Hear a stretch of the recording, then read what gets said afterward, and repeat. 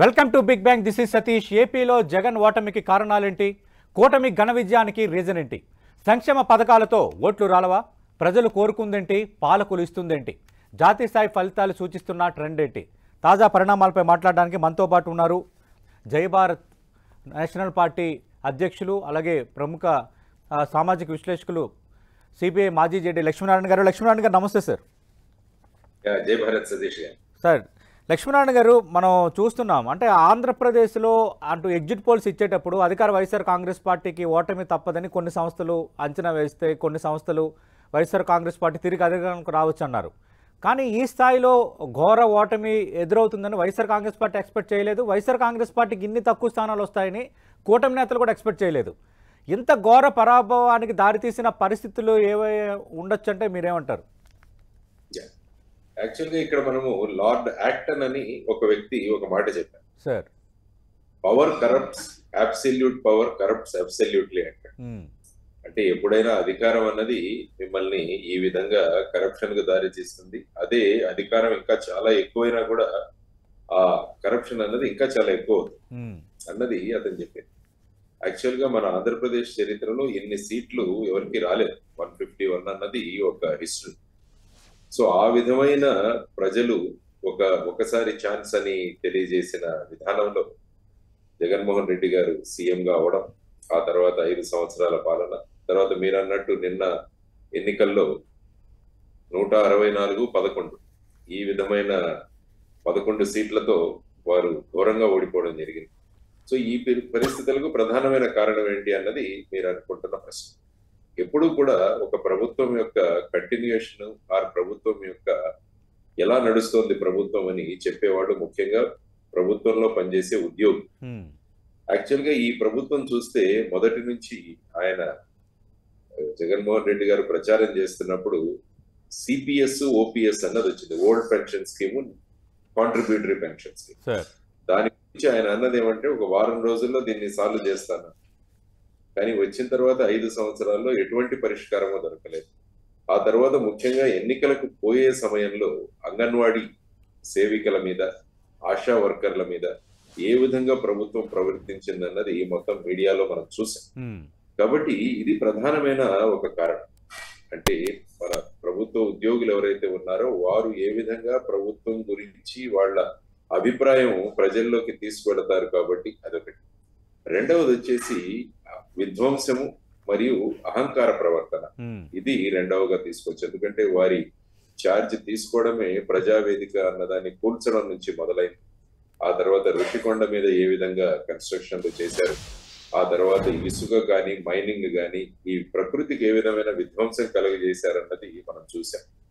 ఆ తర్వాత ఎమ్మెల్యేల ప్రవర్తన, చాలా మంది ఎమ్మెల్యేలు నోటి దురుసుతనం, ఆ తర్వాత వాడు మాడిన మాటలు, ముఖ్యంగా అసెంబ్లీ లాంటి పవిత్రమైన స్థలంలో వారు మనుషులను కించపరుస్తూ, ముఖ్యంగా ప్రతిపక్షంలో అప్పుడున్న చంద్రబాబు నాయుడు గారిని, వారి కుటుంబం గురించి గారి చేసిన వ్యాఖ్యలు, ఇవన్నీ కూడా ఖచ్చితంగా ప్రజల మీద ప్రభావం చూపించింది. ఆ తర్వాత ముఖ్యంగా కూటమి అన్నది కూడా ఒకటి ముఖ్యంగా ఏర్పడింది ఈసారి. జనసేన, తెలుగుదేశం మొదటి నుంచి, ఆ తర్వాత చివరిలో భారతీయ జనతా పార్టీ రావడం, ఇది కూడా ఒక సంఘటిత శక్తిగా ప్రజలకు చేసి ఎలాగైనా ఈ ప్రభుత్వాన్ని గద్దె దించాలి అన్న ఒక నినాదంతో ముందుకు వెళ్లి ఏ విధంగా వాళ్ళు ప్రభంజనం వేశారన్నది మనం చూసుకోవచ్చు. తర్వాత వచ్చేసి ల్యాండ్ టైటిలింగ్ యాక్ట్ అన్నది కూడా ఒక ప్రమాదకరమైన అంశంగా మారింది రాష్ట్రం. ఎందుకంటే మీరు చూసుకుంటే ల్యాండ్ టైటిలింగ్ యాక్ట్ ద్వారా మన భూములకు వాళ్ళు సర్వే చేయించి, ఆ సర్వేలో వేసే రాళ్లు ఏవైతే ఉంటాయో వాటి మీద ముఖ్యమంత్రి యొక్క బొమ్మ ఉంటుంది అన్నదొకటి.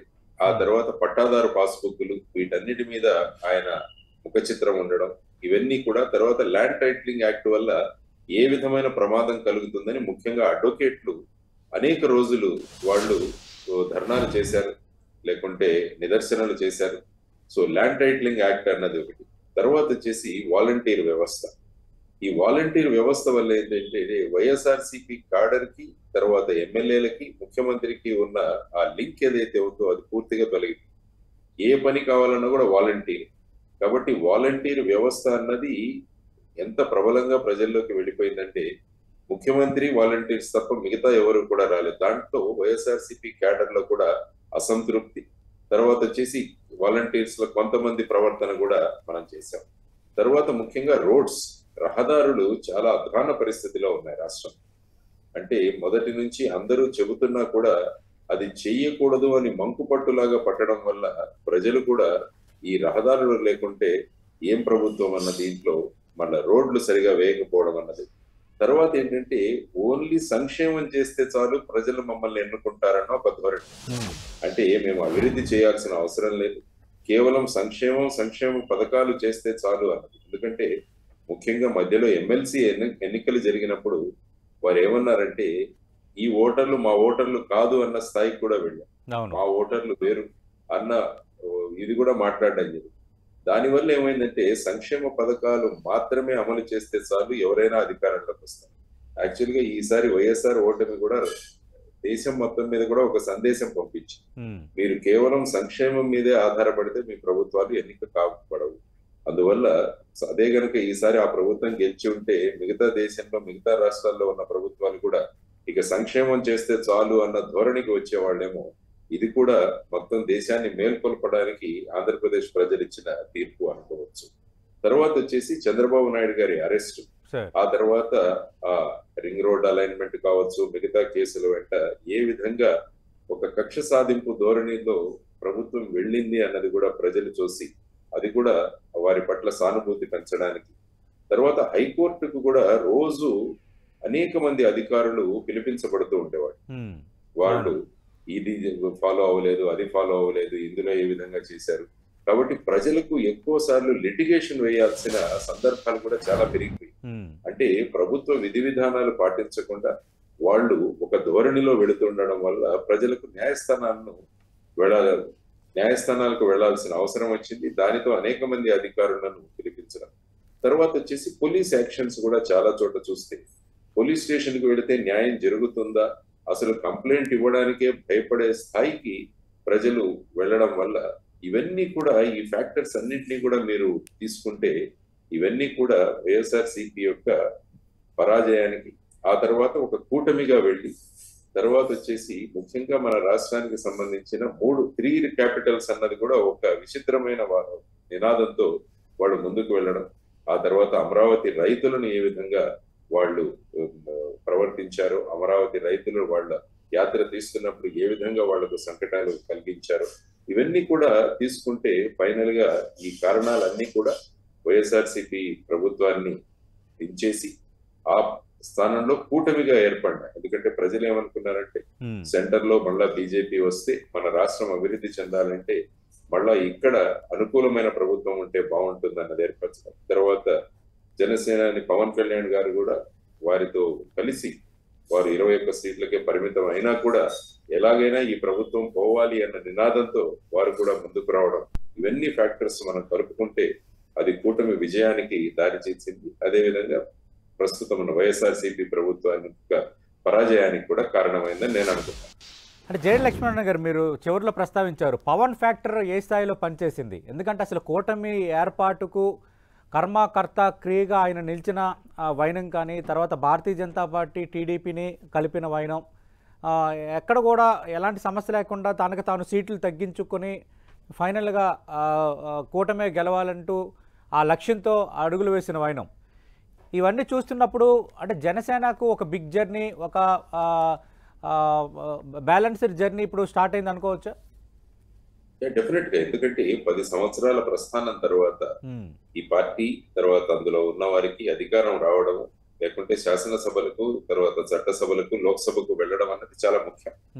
కాబట్టి ఆ ధోరణిలో మొదట వారు నేను ఇండిపెండెంట్ గా వెడతానని వారాహి యాత్రలు ప్రారంభించినా కూడా ఆ తర్వాత ఈ స్కిల్ డెవలప్మెంట్ స్కామ్ లో ఎప్పుడైతే చంద్రబాబు గారిని అరెస్ట్ చేశారో ఆ తర్వాత వాళ్ళు రాజమండ్రి సెంట్రల్ జైలుకి వెళ్లి వారిని కలిసి ఆ తర్వాత బయటికి వచ్చిన తర్వాత వారితో సయోధ్య ప్రకటించి మేము కలిసి వెళతామని, ఆ తర్వాత ముఖ్యంగా భారతీయ జనతా పార్టీతో ఏదైతే ఏర్పాటు చేశారో దానిలో పవన్ కళ్యాణ్ గారు ప్రధానమైన పాత్ర పోషించారు, దెర్ ఇస్ నో డౌట్. కాబట్టి ఆ విధంగా ప్రస్తుత ఆంధ్రప్రదేశ్ రాజకీయాల్లో ముఖ్యంగా ఈ ఎన్నికల్లో వారి భూమిక చాలా ప్రధానమైన పాత్రగా ఉంది అని చెప్పుకోవడంలో ఏమాత్రం సందేహం లేదు మనకు. కాబట్టి రాబోయే కాలంలో కూడా వారు ఈ ప్రభుత్వానికి, ఎందుకంటే 164 వచ్చాయి కాబట్టి ఈ ప్రభుత్వం కూడా ఏ విధంగా ముందుకు తీసుకువెళ్ళాలి, తరువాత ఎన్నికల హామీలలో కూడా చాలా సంక్షేమ పథకాలు, అంటే ఇంతకు ముందు ప్రభుత్వం కన్నా ఎక్కువ సంక్షేమం చేస్తామని కూడా ప్రకటించడం జరిగింది. ప్రస్తుతం రాష్ట్రానికి ఉన్న ఆర్థిక పరిస్థితి ఇవన్నీ కూడా బేరీజు వేసుకొని ఈ ప్రభుత్వాన్ని వచ్చే 5 సంవత్సరాలుగా ముందుకు తీసుకువెళ్లడంలో కూడా ఒక కాన్షియస్ కీపర్ గా పవన్ కళ్యాణ్ గారి భూమిక చాలా ముఖ్యంగా ఉంటుంది. తర్వాత కేంద్రంతో సయోధ్య, తర్వాత కేంద్రంతో ఏ విధంగా అక్కడ నుంచి ఫండ్స్ తీసుకురావడం కానీ, అక్కడ ఉన్న పథకాలను ఇక్కడ తీసుకురావడం కానీ, ముఖ్యంగా మన రాష్ట్రంలో పెండింగ్ లో ఉన్న అనేక విషయాలు ఉన్నాయి. ప్రత్యేక హోదా కావచ్చు, విశాఖపట్నం రైల్వే జోన్ కావచ్చు, విశాఖపట్నం స్టీల్ ప్లాంట్ ప్రైవేటీకరణ కావచ్చు, విభజన హామీలు కావచ్చు, పోలవరం కావచ్చు, రాజధాని కావచ్చు, ఇలాంటి అనేక అంశాలు కేంద్రంతో ముడిపడి ఉన్నాయి. కాబట్టి కేంద్రం యొక్క ప్రముఖమైన పాత్రను తీసుకురావడంలో పవన్ కళ్యాణ్ గారు ప్రధానమైన పాత్ర పోషిస్తారు అని నేను అనుకుంటున్నాను. వారి భూమిక కూడా చాలా ముఖ్యము. జెడి లక్ష్మణ్ గారు, నిన్న ఓటమి తర్వాత ముఖ్యమంత్రి వైఎస్ జగన్మోహన్ రెడ్డి స్పందించారు. ఎవరో మోసం చేశారు, అన్యాయం చేశారని అనొచ్చు, అయితే ఆధారాలు లేవు, ఏం జరిగిందో దేవుడికి తెలుసు అన్న ఒక కామెంటు. 2 అమ్మఒడి కానీ ఇలాంటి చాలా పథకాల ద్వారా చేశాము, ఆ లబ్ధిదారులందరూ ఏమైపోయారో, వాళ్ళ ఓట్లు ఏమైపోయాయి అంటూ ఒక ధోరణి ప్రదర్శించారు. నిన్న ఆయన స్పందనపై మీ కామెంట్ ఏంటి? ఎందుకంటే ఆయన అదే ముఖ్యంగా, నేను ఎన్ని సంక్షేమాలు ఇచ్చాను ఆయన కూడా నాకు ఓటు వేయలేదు అంటే, కానీ అట్ ది సేమ్ టైం మనకు ఎంత నిరుద్యోగ సమస్య రాష్ట్రంలో ఉందన్న దాని గురించి మాట్లాడలేదు. తర్వాత ద్రవ్యోల్బణం, ఇన్ఫ్లేషన్ కూడా చాలా ఎక్కువగా ఉంది అన్నది కూడా మనం ఆలోచించాల్సిన అంశం. ఎందుకంటే ఎప్పుడు కూడా సంపద సృష్టించి అందులో కొంత భాగంగా సంక్షేమం చేయాలి, కానీ నేను పూర్తిగా అప్పులు తెచ్చి సంక్షేమం చేస్తామంటే కూడా దానికి ఏంటంటే సంక్షేమానికి లిమిట్ కూడా ఉండదు. 3,000 ఇస్తే 4,000 ఎందుకు ఇవ్వకూడదు, 4,000 ఇస్తే 5,000 ఎందుకు ఇవ్వకూడదు, ఇలాంటివి కూడా విశిష్టంగా ప్రజల యొక్క మనసుల్లో నాటుకుపోతాయి. కాబట్టి సంక్షేమమే ప్రధానమైన ప్లాట్ఫామ్ గా ఎప్పుడూ కూడా ఉండదు. మీరు ఎన్ని ఉద్యోగాలు సృష్టించారు, తర్వాత వచ్చేసి ఇన్ఫ్లేషన్ తగ్గించడానికి ఏ విధంగా చేశారు, అభివృద్ధి ఏం చేశారు, వీటి గురించి ఎక్కువగా మాట్లాడాలి. కానీ వారు చివరిగా స్పీచ్ లో కూడా నేను ఇన్ని చేశాను, అమ్మఒడి వేశాను, వీళ్ళందరూ కూడా ఏ విధంగా అన్న ధోరణిలో మాట్లాడారు. కాబట్టి ఒక 5 సంవత్సరాలు పాలించిన తర్వాత వారికి కూడా అర్థం కావాల్సిన విషయం ఏంటంటే ఒక రాష్ట్రాన్ని ఏ విధంగా ముందుకు తీసుకువెళ్ళాలి.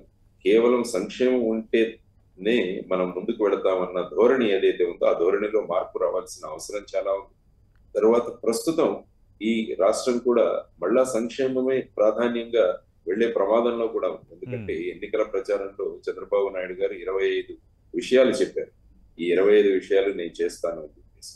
కాబట్టి ఈ 25 విషయాల్లో కూడా ఆర్థికంగా మన రాష్ట్రం మీద చాలా భారం పడే అవకాశం. అవును సార్. ఎందుకంటే సెంట్రల్ గవర్నమెంట్ వారికి ఇస్తే ఏ రాష్ట్రానికి ఎంత డబ్బు ఇవ్వాలన్నది వాళ్ళ చేతుల్లో కూడా లేదు.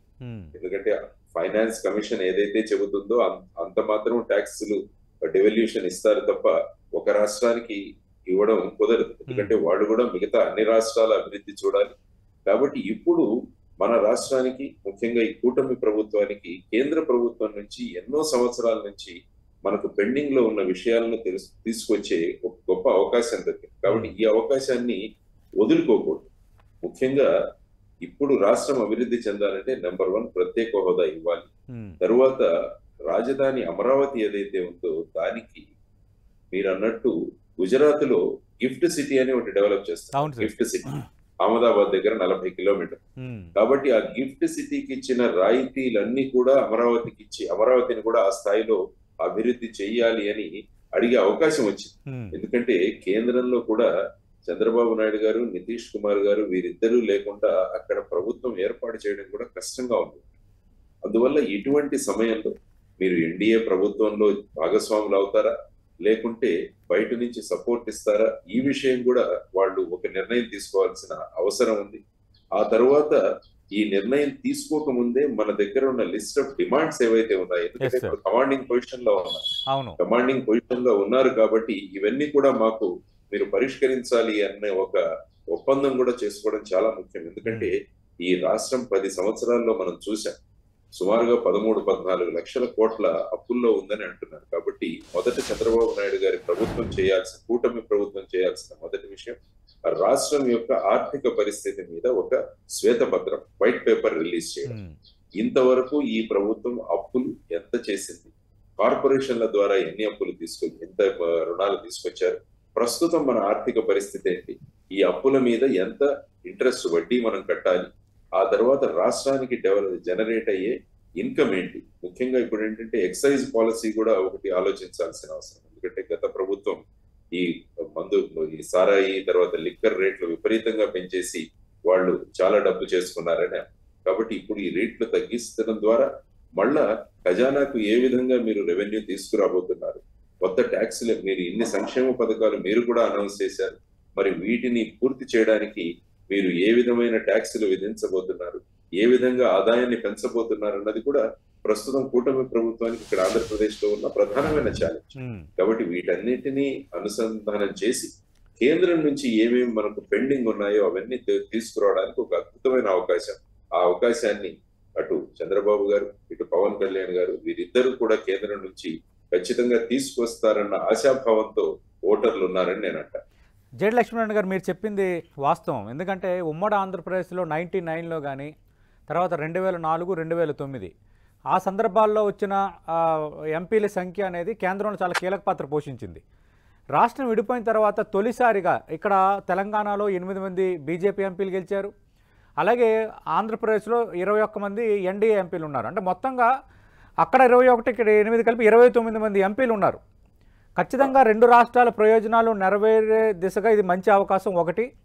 రెండోది, అటు చంద్రబాబు నాయుడుకి పవన్ కళ్యాణ్కి చాలా మంచి అవకాశం. ఎందుకంటే ఇప్పుడు అటు చంద్రబాబు నాయుడు, నితీష్ కుమార్ సపోర్ట్ లేకుండా కేంద్రంలో ఉన్న ఎన్డీఏ ముందుకు మనగలిగే పరిస్థితి లేదు. నెంబర్స్ చూస్తుంటే మనకు క్లియర్ కట్గా అది అర్థమవుతుంది. అంటే ఈ నేపథ్యంలో నా వైపు నుంచి ఒక కీలక ప్రశ్న ఏంటంటే, ఆల్రెడీ నితీష్ కుమార్ కూడా గతంలో బీహార్కు ప్రత్యేక హోదా కావాలని డిమాండ్ చేసిన వ్యక్తే. ఆంధ్రప్రదేశ్కు ప్రత్యేక హోదా ఇవ్వాలనేది ఒక స్పష్టమైన గతంలో కేంద్రం ఇచ్చిన హామీ, అది నెరవేర్చలేకపోవడంపై ఇప్పటికి మనం మాట్లాడుకుంటున్నాం. అంటే ఈ కోణంలో ఈ డిమాండ్ నెరవేరే అవకాశం ఏమైనా ఉంటుందా? వీళ్ళిద్దరూ కీ ప్లేయర్స్గా ఉన్నారు కాబట్టి రెండు రాష్ట్రాలకు ప్రత్యేక హోదా సిద్ధించడం మనం ఎక్స్పెక్ట్ చేయొచ్చా? అంటే యాక్చువల్గా ముఖ్యంగా చూడాల్సిన అంశం ఏంటంటే, టీడీపీకి 16+2 అంటే 18, అంటే జనసేనతో కలుపుకొని జేడీయూకి 12 సీట్లు. సో ఆ విధంగా చూస్తే కీ ప్లేయర్ అన్నది ముఖ్యంగా తెలుగుదేశం పాత్ర వహిస్తుంది. తరువాత ఒకవేళ జనతాదళ్ యూనియన్ నితీష్ కుమార్ గారు అటువైపు వెళ్ళిపోయినా కూడా కాంగ్రెస్ అయితే ప్రభుత్వాన్ని ఏర్పాటు చేసే పరిస్థితిలో లేదు. ఎందుకంటే వాళ్ళకు 233, 234 దగ్గర ఉన్నారు కాబట్టి. తర్వాత ఇంకొక 18 మంది ఇతరులు కూడా ఉన్నారు. ఈ ఇతరులను ఏ విధంగా భారతీయ జనతా పార్టీ వాళ్ళ ఫోల్డ్ లోకి తీసుకొస్తుందో అన్నది కూడా చూడాలి. తర్వాత ఇండియా కూటమిలో ఏవైనా మార్పులు చేర్పులు జరుగుతాయన్నది కూడా భారతీయ జనతా పార్టీ ఖచ్చితంగా ప్రయత్నిస్తుంది. సో ఇటువంటి సందర్భంలో మీరు అన్నట్టు నితీష్ కుమార్ గారు బీహార్ కి ఏ విధంగా ప్రత్యేక హోదా అడుగుతున్నారు, ఆంధ్రప్రదేశ్ కు నితీష్ కుమార్ గారు అడగడం ఒకటి, కానీ ఆంధ్రప్రదేశ్ ప్రత్యేక హోదా గురించి పార్లమెంట్ లో చర్చించడం కూడా జరిగింది. కాబట్టి ఈ రెండింటిలో తేడా చెప్పి ఇప్పుడు చంద్రబాబు నాయుడు గారు ఏ విధంగా మోడీ గారిని, నితీష్ కుమార్ గారిని కన్విన్స్ చేస్తారన్నది వారి నైపుణ్యము, శైలి, వాళ్ళ చాకచక్యం మీద ఆధారపడి. సో ఎందుకంటే ఇది తీసుకురాకుంటే ఆంధ్రప్రదేశ్ కు పెద్ద భవిష్యత్తు ఉండదు. ఎందుకంటే ముఖ్యంగా ఎంప్లాయ్మెంట్, ఇన్వెస్ట్మెంట్ రావాలి రాష్ట్రంలోకి. ఇన్వెస్ట్మెంట్ వస్తే తప్ప ఎంప్లాయ్మెంట్, దాని తర్వాత సేవింగ్స్, ఇన్వెస్ట్మెంట్స్, ప్రొడక్షన్, ఈ విధంగా ఒక వర్చువస్ సైకిల్లో మన ఎకానమీ రాదు. తర్వాత రాజధాని కట్టాలన్నా కూడా ఇప్పుడు, ఎందుకంటే చంద్రబాబు గారు రాగానే ప్రజలందరూ కూడా అమరావతి త్వరగా నిర్మాణం అవుతుందన్న ఆశాభావంలో కూడా ఉంటారు. మరి దీన్ని నిర్మించడానికి మనకు చాలా సంస్థలు రావాలి ఇక్కడికి. ఆ సంస్థలు రావడానికి ట్యాక్స్ ఇన్సెంటివ్స్ కావాలి, రాయితీలు కావాలి. రాయితీలు వస్తే తప్ప ఏ ఇన్వెస్టర్ ఇక్కడికి రాడు. కాబట్టి అటువంటి పరిస్థితులలో ఈ క్రూషాలిటీ, ఈ ప్రత్యేక హోదా అన్నది కానీ ఎంత ప్రాముఖ్యమో ఆంధ్రప్రదేశ్ రాష్ట్రానికని చంద్రబాబు గారు మోడీ గారిని తర్వాత ఎన్డీఏలో కన్విన్స్ చేసే దాని మీద ఆధారపడి ఉంటుంది. అదే విధంగా మీరు అన్నట్టు నితీష్ కుమార్ గారిని కూడా ప్రయారిటీ ఏంటి అన్న దాని విషయం కూడా ముందుకు తీసుకెళ్లాల్సిన అవసరం ఉంది. ఎందుకంటే ఇప్పుడు రాష్ట్ర ప్రయోజనాల్ని మనం పరిపూర్ణంగా కేంద్రం నుంచి తీసుకురాగలిగిన ఒక గొప్ప అవకాశం దొరికింది. ఈ అవకాశాన్ని మటుకు వదులుకోకూడదు అని నా అభిప్రాయం సతీష్ గారు. అంటే జేడి లక్ష్మీనారాయణ గారు మీ అంచనా ఏంటి సార్? మనం చూస్తాం 99 ఆ సమయాల్లో అటు భారతీయ జనతా పార్టీ తర్వాత ఎక్కువ సీట్లు తెలుగుదేశం పార్టీకే ఉండేవి. ఎన్డీఏ కన్వీనర్గా ఒక రకంగా చంద్రబాబు నాయుడు ఆ టైంలో ఒక కీ రోల్ అంటే ఒక కింగ్ మేకర్ పాత్ర పోషించారని చాలా సందర్భాల్లో మనం మాట్లాడుకుంటా చూసాం కూడా. మళ్ళీ ఆ తరహా పాత్ర పోషించే అవకాశం చంద్రబాబు నాయుడుకి వచ్చింది అనుకోవాలా? మళ్ళీ ఇప్పుడు ఎన్డీఏ ప్రభుత్వం సంబంధించి మళ్ళీ ఆయన కింగ్ మేకర్ కాబోతున్నారని ఎక్స్పెక్ట్ చేయొచ్చా? ఎందుకంటే ముఖ్యంగా నిన్న ఎన్నికలు అయిన తర్వాత, రిజల్ట్స్ వచ్చిన తర్వాత మోడీ గారు ఢిల్లీలో భారతీయ జనతా పార్టీ కార్యకర్తలను ఉద్దేశించి ప్రసంగించారు. అవును సార్. ఆ ప్రసంగంలో కూడా చంద్రబాబు నాయుడు గారి నేతృత్వంలో ఎన్డీఏ ఏ విధంగా విజయం సాధించిందని ప్రత్యేకంగా ఆయన మెన్షన్ చేశారు.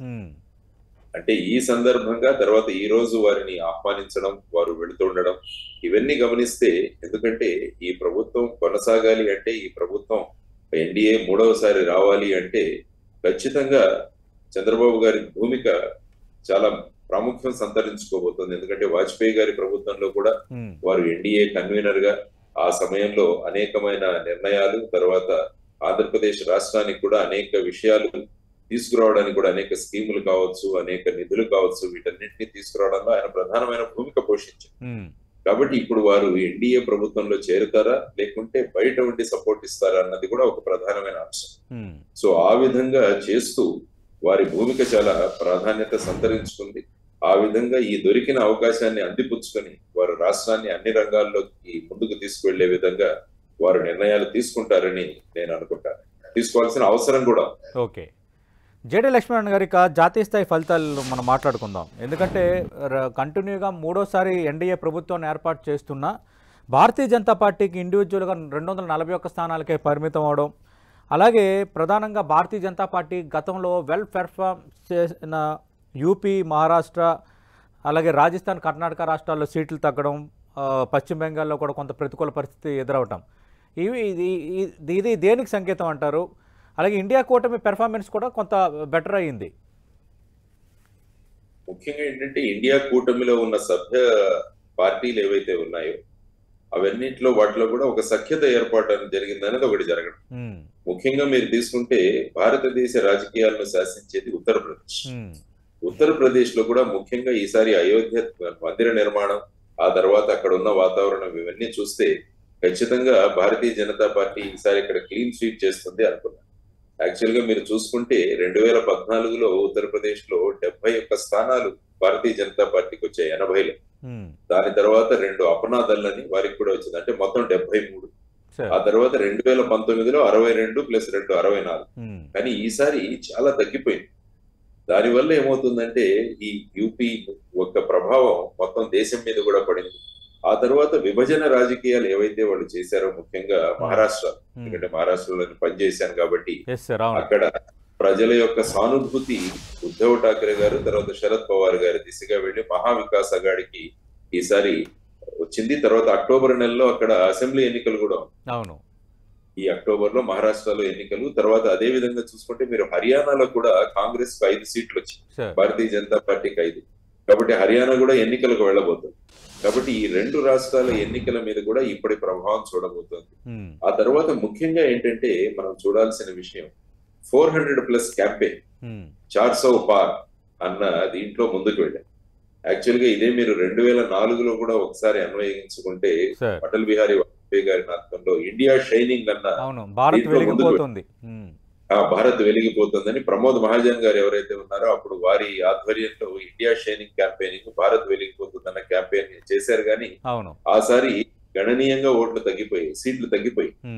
కాబట్టి అదే విధమైన పరిస్థితి, అంటే అంత పరిస్థితి కాదు కానీ ఇప్పుడు ప్రభుత్వం ఏర్పాటు చేసేంత స్థాయికి వీళ్ళు వచ్చారు.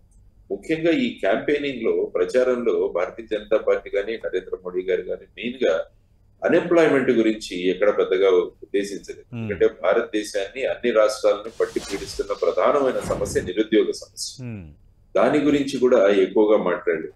తర్వాత అగ్నివీర్ అని ఏదైతే వాళ్ళు తీసుకొచ్చారో, ఆ అగ్నివీర్ ప్రధానంగా రాజస్థాన్, హర్యానా నుంచి చాలా మంది ఎక్కువ ఆర్మీలోకి వెళుతుంటారు.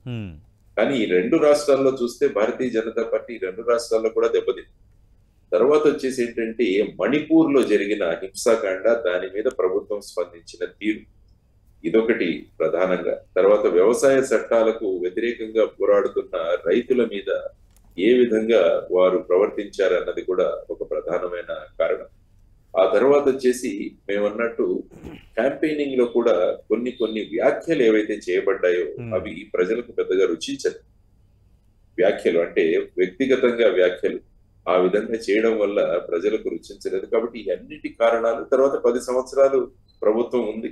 ప్రతి సంవత్సరాల ప్రభుత్వంలో ఎనీవే యాంటీ ఇన్కంబెన్సీ అన్నది ఉంటుంది. తర్వాత అక్కడ కూడా ఇండియా అలయన్స్ అన్నది ఒక సయోధ్యతో పనిచేయడం అన్నది కూడా ప్రధానంగా వారి సీట్లు తగ్గడానికి.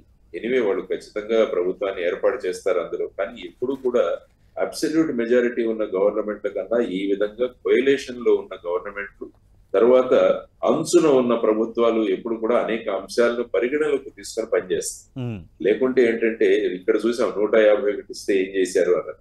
కాబట్టి అటువంటి విషయాల్లో ఈవెన్ మీరు తీసుకున్న 2004, 2009లో కూడా యూపీఏ ప్రభుత్వం ఏదైతే ఉందో అప్పుడు కాంగ్రెస్ కి అబ్సల్యూట్ మెజారిటీలు ఏం లేవు. అవును సార్. అప్పుడు కూడా చూసుకుంటే 2004లో వాళ్ళకి కేవలం 145 సీట్లే కాంగ్రెస్ ఉండేది. తర్వాత 2009లో 206 సీట్లు అయ్యాయి. అవును. అందువల్ల వారు కూడా అప్పుడు చూసుకుంటే మన గ్రోత్ రేటు ఇవన్నీ కూడా చాలా పెరిగాయి. కాబట్టి ఇది కూడా ఒక శుభ సూచకంగా మనం భావించవచ్చు. ఎందుకంటే ప్రభుత్వం ప్రతి విషయాన్ని కూడా అన్ని పార్టీల యొక్క అభిప్రాయం తీసుకొని దేశ హితం కోసం పనిచేసే విధంగా ఈ విధంగా కొద్దిగా తక్కువ మెజారిటీ రావడం కూడా ఒక పరిణామంగా, మంచి పరిణామంగానే మనం భావించవచ్చు అని నేను అనుకుంటున్నాను. Right. Thank you JD Lakshminarayana గారు. మీరు కూడా ఈసారి ఎన్నికల్లో పోటీ చేశారు ప్రజాస్వామ్యయుతంగా, అలాగే కొత్త పార్టీ కూడా పెట్టారు. ఇంకా పవన్ కళ్యాణ్ ఫ్యాక్టరు కానీ అలాగే కొత్త పార్టీలు కొంత ఎమర్జ్ అవుతున్న నేపథ్యంలో మరి అంటే మీరు కూడా ఇంకా డెమోక్రటిక్ వేలో మీరు చేస్తున్న ప్రయత్నాలు కూడా ఫలించాలని కోరుకుంటుంది ప్రత్యేకంగా. థ్యాంక్ యూ సార్, మీ యొక్క విశ్లేషణ అందించారు. మనకి తెలుసు జేడి లక్ష్మీనారాయణ గారు చాలా స్పష్టంగా చెప్పారు, కేవలం సంక్షేమ పథకాలే గెలిపిస్తాయి అనుకోవటం అపోహ అవుతుంది. ప్రజలు అభివృద్ధి కోరుకుంటున్నారు. ప్రజలు అసహనాన్ని అలాగే అహంకారపూరిత వైఖరిని ఇష్టపడటం లేదు. ఆంధ్రప్రదేశ్లో ఫలితాలకు ఇవే స్పష్టమైన కారణం అని చెప్తున్నారు. అలాగే కేంద్రంలో వచ్చిన ఫలితాలకు సంబంధించి కూడా ఇప్పుడు అటు చంద్రబాబు నాయుడు అలాగే జేడీయూ వీళ్ళ హెల్ప్ లేకుండా ఎన్డీఏ ముందుకు వెళ్ళే వాతావరణం లేదు. కాబట్టి ఇది చంద్రబాబు నాయుడుకు మంచి ఛాన్సు. అలాగే ఈసారి చంద్రబాబు నాయుడు గతంలో 1999 to 2004 మధ్యలో ఏ విధంగా అయితే ఒక కింగ్ మేకర్ పాత్ర పోషించారో మళ్ళీ అలాంటి ఛాన్స్ చంద్రబాబు నాయుడుకు వచ్చింది. ఖచ్చితంగా ఇది రాష్ట్ర ప్రయోజనాలు నెరవేర్చే దిశగా చంద్రబాబు నాయుడు, పవన్ కళ్యాణ్ ప్రయత్నించాలని ఆయన అప్పీల్ చేస్తున్న వాతావరణం అయితే కనిపిస్తోంది. ఇది టోటల్ ఫలితాలపై జేడి లక్ష్మీనారాయణ గారి విశ్లేషణ. మరికాసేపట్లో న్యూస్ అప్డేట్స్ ప్రసారం అవుతాయి.